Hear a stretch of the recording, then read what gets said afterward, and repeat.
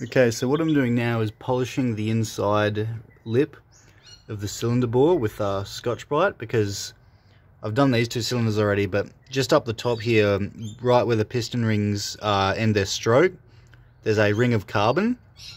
And the reason I'm doing that is because once you get it all polished up, see if I can focus on the cylinder bore here. It's not wanting to there. Yeah, hang on. It's around like that.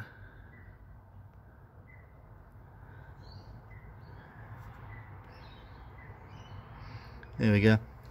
You want to just get your fingernail and just run it right up the top there. And if you can feel any sort of ridge at all, you need to re-hone your cylinder bores. And I can't feel any ridge on mine at all. So that's pretty good.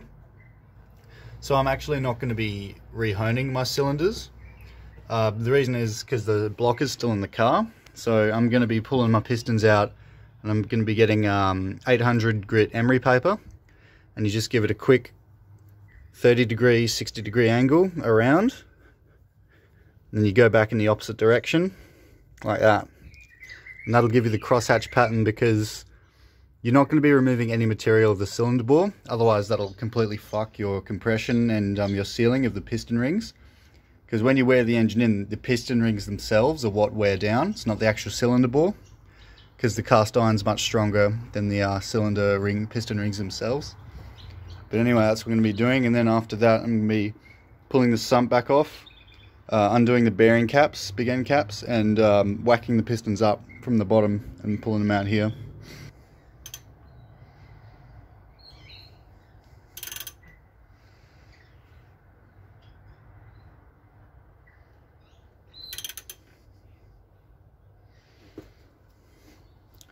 As you can see here, I just turned it over a bit, and there's the ring of carbon on the top there. So yeah, just Scotch-Brite that off, or you can wipe that off with just a rag. Okay, so you want to, first before you take out the pistons, you're going to want to rotate two of them to the top dead center, because that means when you come under the car here, two of them are at the lowest point, which will make it really easy to get the bolts off. So as you can see, there are 12-point heads on the bolts. Focus, there we go. Yeah, they're 12-point socket heads, so you're going to want to just use your king chrome 12-point sockets or whatever, and yeah, just crack them loose. And then what you're going to want to do is pull out the bolts and just give them a whack with a rubber mallet. I've put mine in a plastic bag, because that means when I shock it, it doesn't throw bits of sand everywhere. I like wiped it off and blew it off, but it still was doing that, so I just wrapped it in a bag and should not get any mess in there.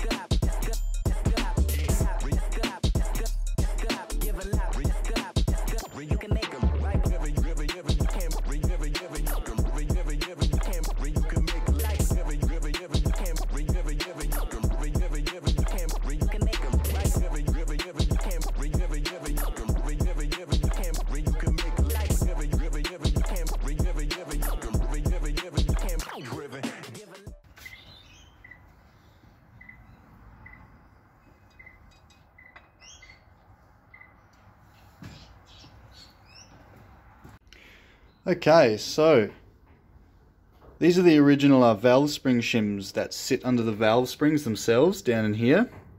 What they do is they space out and tension the valve spring. They also act as a dampener between the valve spring and the head itself, because as the spring compresses, it's going to want to rotate on the bottom, and the steel spring will gall against the head. So these little steel washers, they just sit against there, and they will stop the pressure from just pushing right down. They'll disperse the load. And so I've lost two of these, and I couldn't go forward with my build until I'd got new ones in, because I was thinking about not running them, but no, just do it once, do it right, you know. So these are the new ones I've ordered.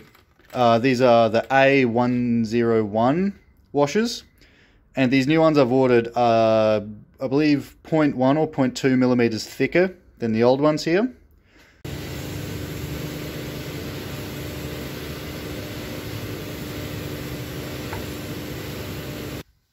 Okay, so the head is completely lapped flat. There still is pitting in here, as you can see. You're right, I'll get a close-up of that. There is still pitting in the cylinders. Number 2 is probably the worst, but that's not really going to like cause any problems down the track. It's not going to cause any like hot spots or whatever. I could, if I wanted to, maybe just lap the shit out of it until that came out, but that would probably take off like, maybe like 0.2, 0.3 of a millimeter, which would boost the compression ratio throughout all the cylinders.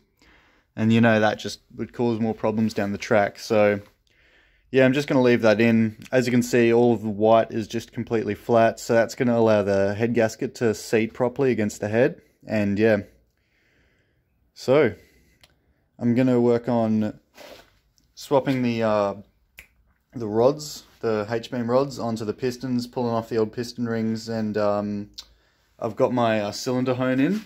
It's a 95 bore, so yeah, it's a fine grit one. So I'll run that through the cylinder bores a bit. I'll see if I can show it. You got to use some oil when you do that, but right now I'm just gonna focus on pulling off the old piston rings and putting the new rods on.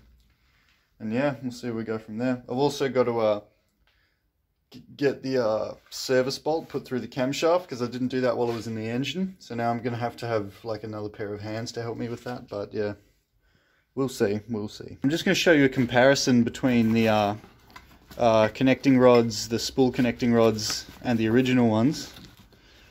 So, sorry, I'll just... Well, so this is the spool rod here, and as you can see, that's the difference between the spool and the stock rod. The stock rods are like reasonably strong, they're I-beam rods, but the H-beam design of the spool rods just makes them extremely durable and unbreakable pretty much. You can make like over 1,000 horsepower with these apparently on a good day, so yeah, we'll just have to see. So, yep, so that's the rods. I've got standard size rod bearings to go with them. These are the rod bearings that came out of the car, so I'm going to measure the thickness of these with a vernier, as well as measure the new ones, because I'll just make sure these are standard size. What I'll also do is measure the crank journal itself and make sure it is standard size. And then on top of that, I'm also going to plastic gauge one side of it. When you do put an engine together normally, you should plastic gauge both sides of the bearing. So put a little strip there and on the inside here of the bearing cap. Sorry, the big end cap.